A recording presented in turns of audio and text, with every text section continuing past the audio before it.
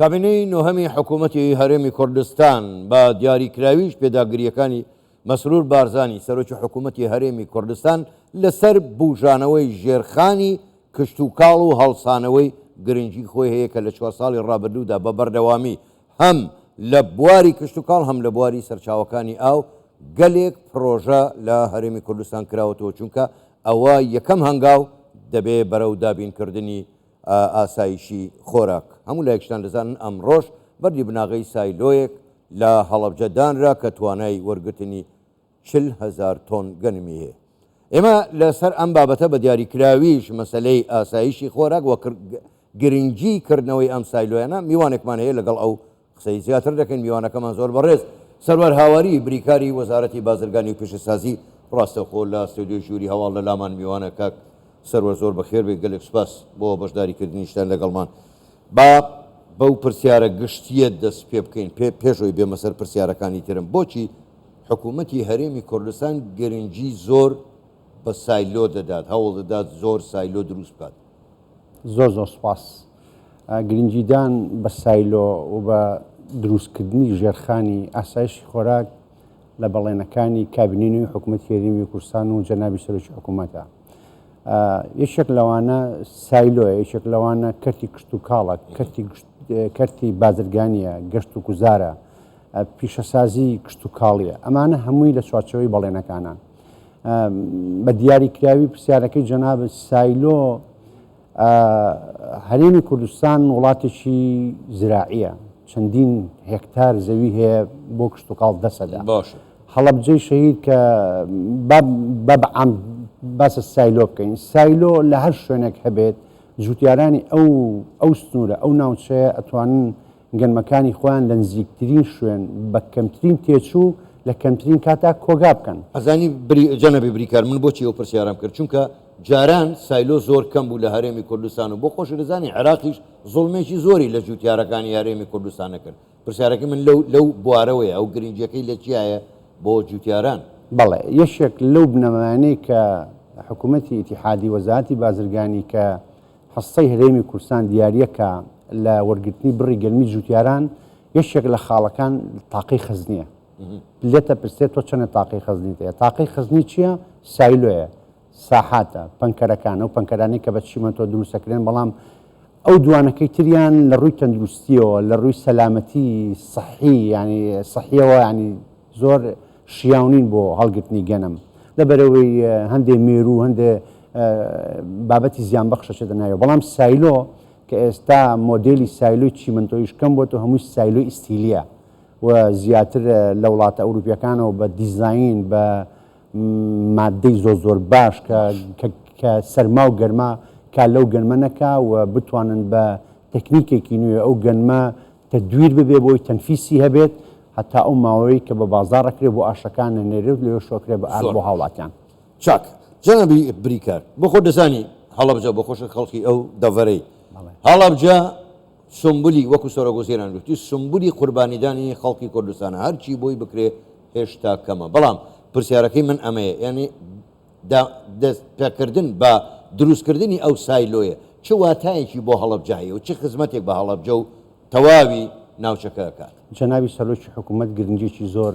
بە پارێزگای هەڵەبجەدا لە ماوەی ڕابردووشە پردی تۆقوتی بەردی بناغی پردی تۆقوتی دانا.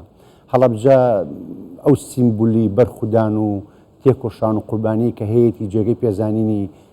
حکوومەتی هەرێمی کوردستانە و خەڵکی ئەو سنوورە شایستەی ئەوەن کە حکوومەتی هەرێمی کوردستان بە باشترین شێوە خزمەتیان بکە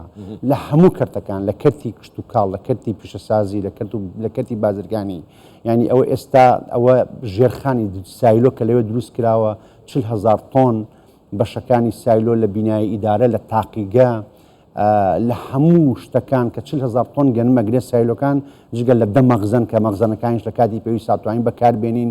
طبعاً ئەمە بابەتێک کە پەیوەندی بە ژێرخانی ئەمنی غزاییەوە هەیە. لەوێ دەواازەی سنووری هەیە ینی لە ئایندێکی نزیکە ڕەنگە هەنگا بۆ دەواازە سونیەکانیش بنرێت کە ئەو دەواازە سووریانە بەڕووی خەڵکی هەڵەبجە بکرێتەوە وەکو دەریچەیەک وەکو دەرفەتێکی کار بۆ خەڵکی سنوورەکە بتوان بازرگانی و ئاڵوێری بازرگانی لێوە بکەن چونکە ئەو خەڵکە شایستەی هەموو شتێکە وجگە لەوەش کە ناوچەکە ناوچێکی زۆر بەپیتە ینی سەهل شارە زۆر ینی دەشتی شارە زۆر یەکەم لە سەرتاسەری جیهان و ئەتوانین بڵین بە سەلەی غیزایی بە سەبەتەی خۆراکی عێراق ژمارە کراوە لە هەشتاکانە تەماتە و شووتی شارە زۆر گەشتۆتە بەسرە و فاوی عێراق لەبەر ئەوە ئێستاش ئەگەر ئەو دەستی ئاوەدانی هاوشێوە ینی وەکو کابینینەوە دەستی پێکردووە ئەم پرۆژانە لەوێ ئێستا باستا ئێستا ئێمە لە سەروبەندی دروستکردنی ناوچەیەکی پیشەسازیشین لە هەڵەبجەی شەهید ینی تۆ لەلایەکەوە کشت و کاڵ پەرەپێدێ بە کەرتی کشت و کاڵ لەلایەکەوە ناوچەی پیشەسازی بۆ دروستەکەی ئەو کاتێت دەتوانیت تۆ سنعاتی زراعی و سنعاتی غیزایی بکەیت لەم لاشەوە ژێرخانی ئەمنی غیزایی بە ئاسایشی خۆراک دروستەکەی کە سایلۆیە ینی ئێستا هەولێر ئێمە بم دواییە سالی قوشتەپامان کردووە لە هەفتەی پێشوو ئەنا هەموو پارێزگای هەولێر بەو گەورەی خۆی یەک سایلۆی هەبووە تەنها سایلۆی ڕێشەمام کە ئێستا هەڵەبجە ئەبێتە خاونی سایلۆی خۆی لایەندەیەکی نزیکە تامان کاتی دروستکردنی سایلۆکە کە کلی وەربگرین 700 ڕۆژە ینی بە 700 ڕۆژ ئێمە کلی سایلۆکە وەرەگرین زۆر باشە کاک سەرور دیسان و هەر بە لەسەر مەسەلەی ئاسایشی خۆراک ڕابۆستین من دەمەوێت ینی پرسیارەکەی من ئەوەیە بەتەنها ئاسایشی خۆراک بەخۆ دەزانین لە زۆرێک لە وڵاتان ئێستاخۆ ئۆکرانێکە یەکێکە لە وڵاتە بەرهەمهێنانەکانی گەنم ئەو چەندێکە شەڕەتایە بەڵام نەیتوانێت و برسێتی لەوێ دروست ببێت کەواتە پرس ئەمەیە کابینەی نۆ بۆچی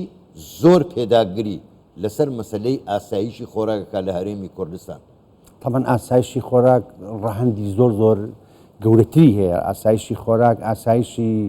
ئاسایشی وڵاتی لەسەر بەندە ئاسایشی تاکی لەسەر بەندە ئاسایشی خۆراک طبعا ئەگەر بە شێوە عیلمیەکەی سەیریکەین ینی ئاسایشی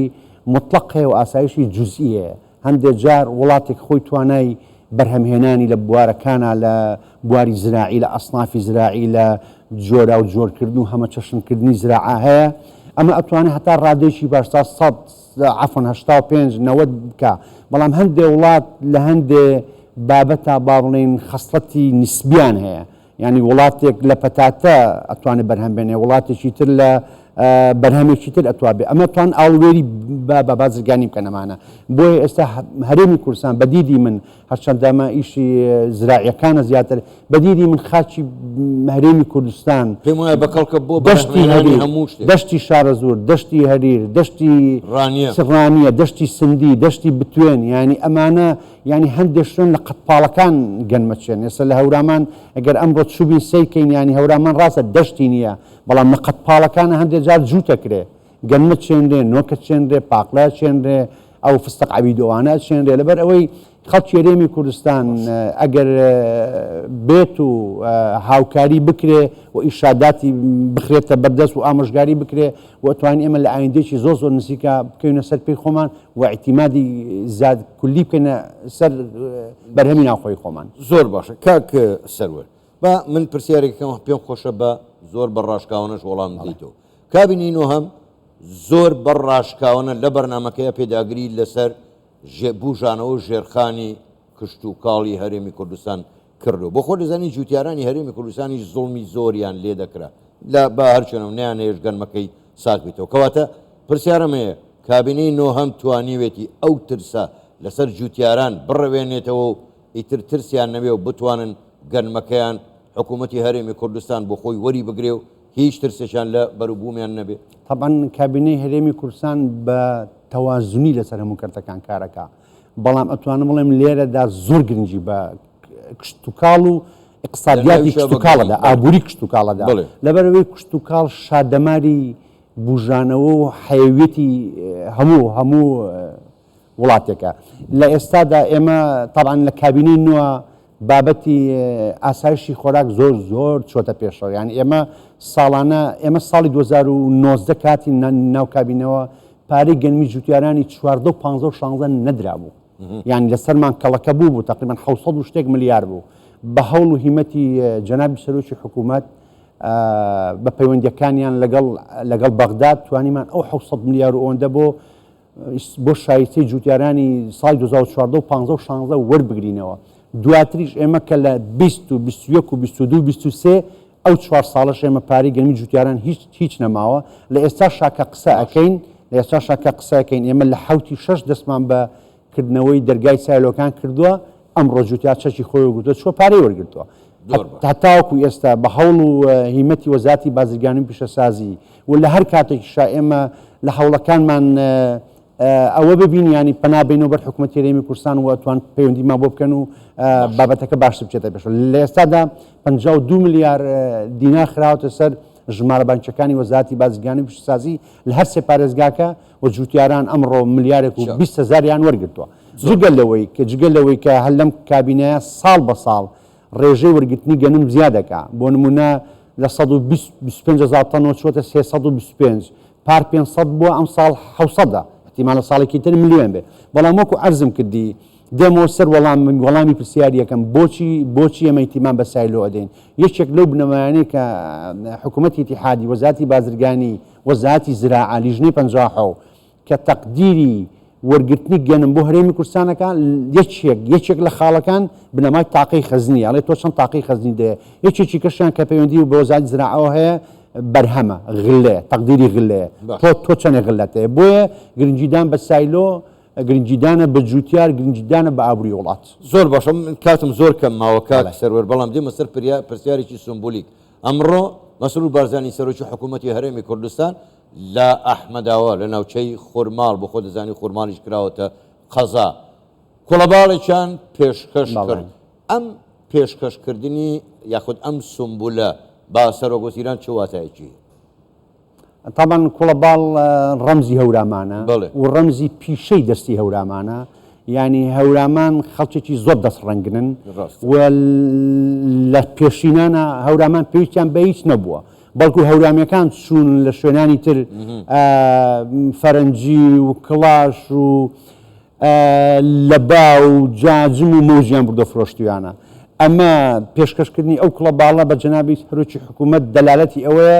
ئەگەر جەنابی سەرۆکی حکوومەت دەستمان بگری هاوکاریمان بکەی ئێمە ئەتوانین بە بەهرەی خۆمان بە شارەزایی خۆمان ببینە یارمەتی دەرێکی ئابووری هەرێمی کوردستان زۆر باشە دەستخۆش زۆر بەڕێ سەروەر هاواری بریکاری وەزارەتی بازرگانی و پیشەسازی گەلێک سوپاس بۆ بەشداریکردنتان سپاس بۆ جەنابتان شەوتان باش. شەو خۆش.